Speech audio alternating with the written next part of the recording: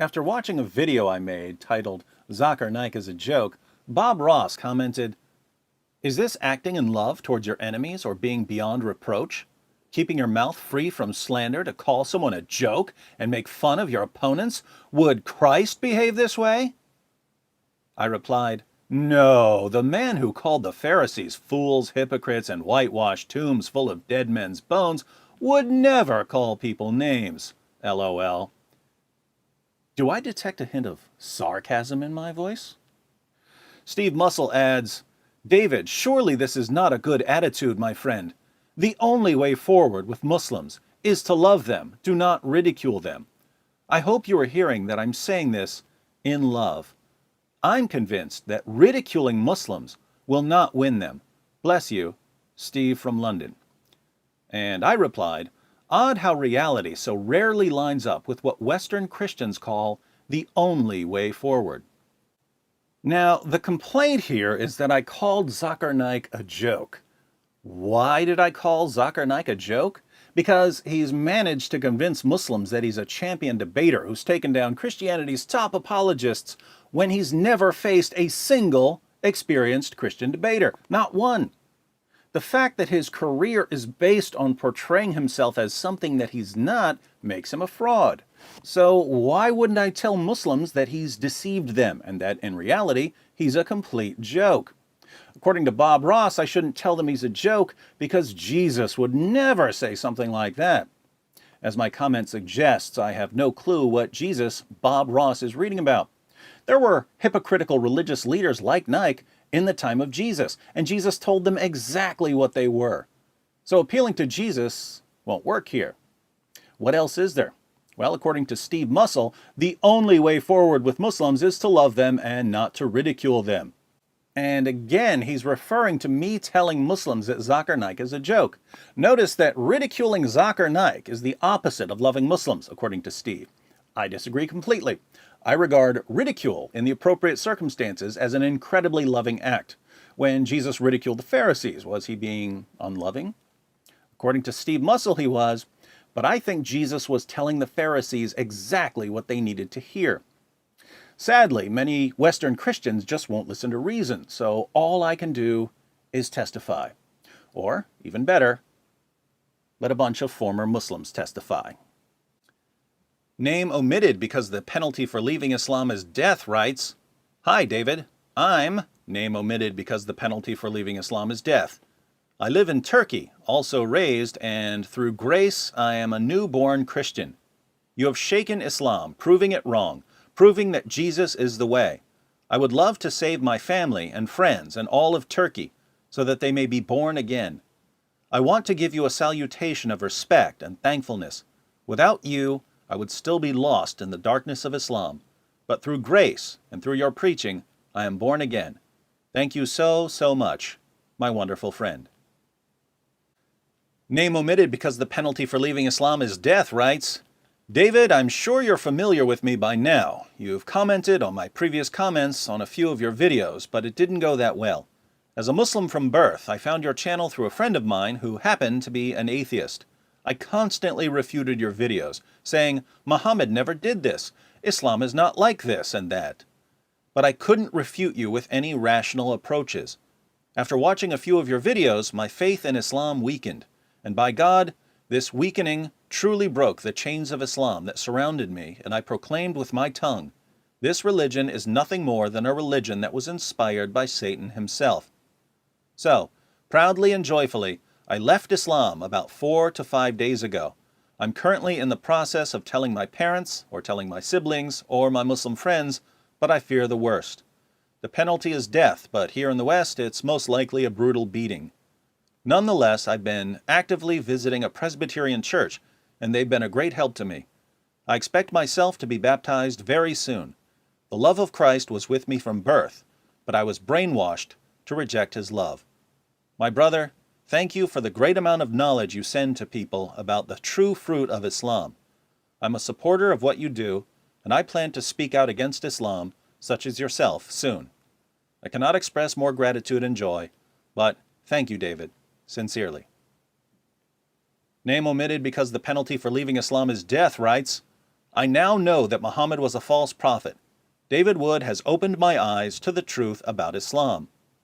Name omitted because the penalty for leaving Islam is death writes, Hello David, I'm an ex-Muslim and I accepted Jesus last week. I saw your videos a few months ago and they showed me the truth.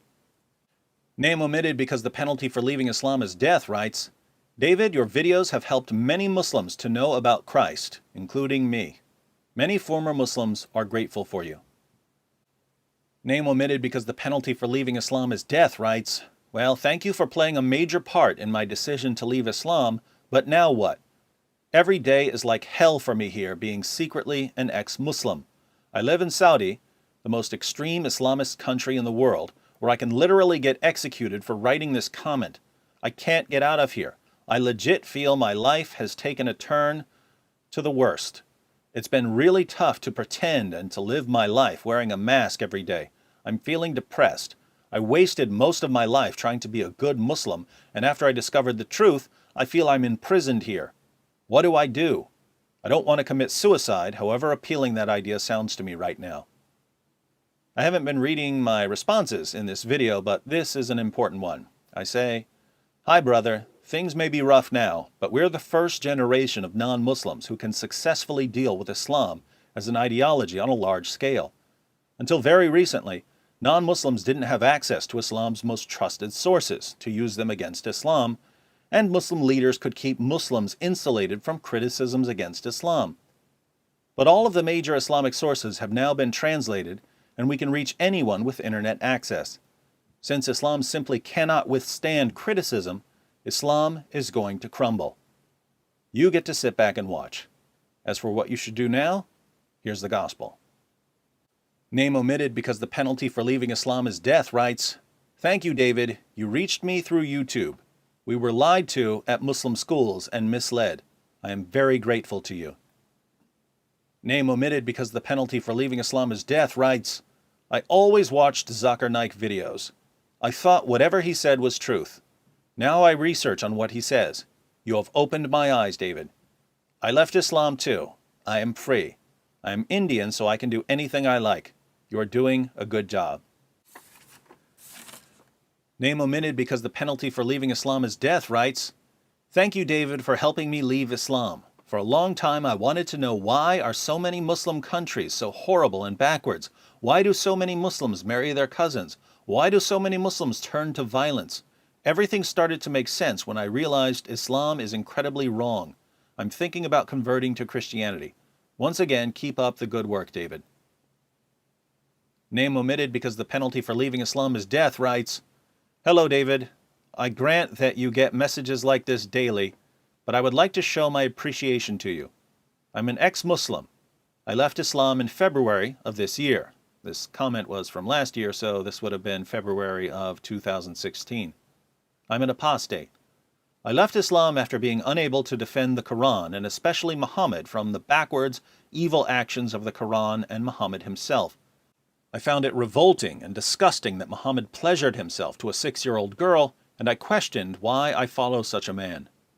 Even so, before I left, I would stay up very late, refuting the Quranic evidence that very openly says that men are allowed to rape married females, kill idolaters, etc.